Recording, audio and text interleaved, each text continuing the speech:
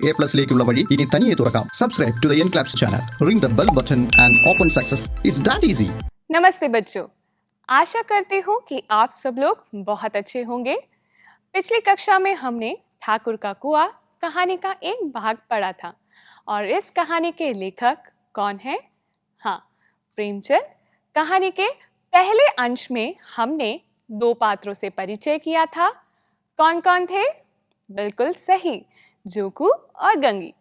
गंगी पानी कब भर लिया करती थी? गंगी रोज शाम को पानी भर लिया करती थी। गांव में सिर्फ दो ही कुएं हैं और ये किस किस के हैं? हाँ, एक ठाकुर का और एक साहूकार का। जोकू की हालत कैसी थी? जोकू कई दिनों से बीमार था। गांव के सब लोग ठाकुर और साहू के कुएं से पानी भरते थे, लेकिन जोकू और गंगी कुएं से पानी नहीं भर सकते थे। इसका कारण क्या था?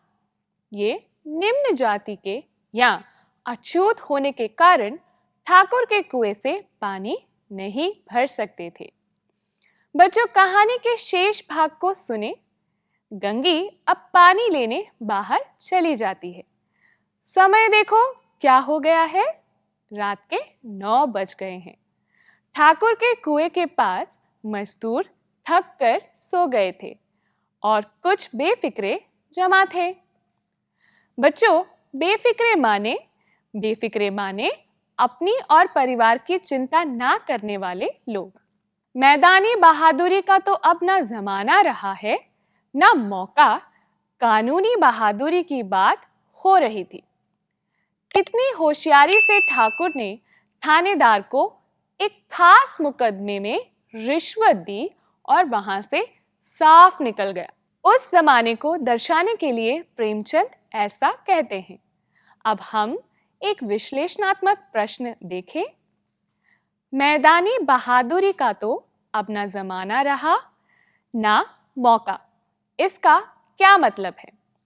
प्रेमचंद ने ऐसा इसलिए कहा क्योंकि उस जमाने में अमीर लोग हथियार और गुंडों की सहायता से गरीब लोगों पर शोषण करते थे और पैसे की मदद से कानून से आसानी से बच जाते थे।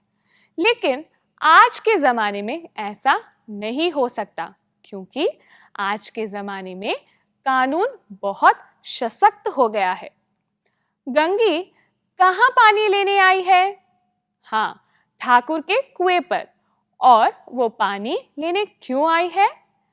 कल जो पानी लाई थी उसमें बदबू आ रही थी, इसलिए गंगी ताजा पानी लेने आई है।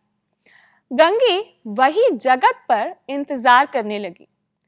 प्रेमचंद कहते हैं, सारा गांव इस कुएं से पानी पीता है, लेकिन सिर्फ ये बदनसीब नहीं भर सकते। गंगी मौके का इंतजार क्यों कर रही थी? ठाकुर और उनके मजदूर जब सो जाएं तो ठाकुर के कुएं से पानी लेने का इंतजार कर रही थी। बदनसीब माने क्या है? बदनसीब माने भाग्यहीन। यहाँ भाग्यहीन कौन है? जोकू और गंगी जैसे निम्न जाति के लोग भाग्यहीन हैं, क्योंकि उन्हें ठाकुर के कुएं से पानी लेने का अधिकार नहीं है। गंगी का विद्रोही दिल रिवाजी पाबंदियों और मजबूरियों पर विरोध करता है और इस समय गंगी क्या सोचती है? गंगी सोचती है कि ये अमीर लोग चोरी करते हैं, झूठे मुकदमे करते हैं, जाल फरीबी करते हैं, तो ये ऊंचे कैसे हुए? ठाकुर ने तो एक दिन भेड़ चुरा ली थी और उसे मारकर खा गया था, और इन पंडितों के घर में तो 12 महीने जुआ होता है और साहू जी तो घी में तेल मिलाकर बेचते हैं। ये लोग काम करा लेते हैं और मजूरी देते नानी मरती है। बच्चों, मजूरी देते नानी मरती है का मतलब क्या है? हाँ, इसका मतलब है मजदूरी करा के वेतन देने में देरी करना। गंगी ने ऐसा इसलिए कहा क्योंकि ठाकुर गरीब लोगों से मजदूरी कराकर उन्हें समय से वेतन यानी पैसा नहीं देते। गंगी आगे सोचती है कि हम गली गली चिल्लाते नहीं कि हम ऊंचे हैं। जब कभी भी गंगी गांव में आती है तो सब लोग उसे रस भरी आंखों से देखने लगते हैं और सबकी छाती पर सांप लौटने लगता है। बच्चों, छाती पर सांप लौटने का मतलब क्या है? हाँ, भयचकित होना।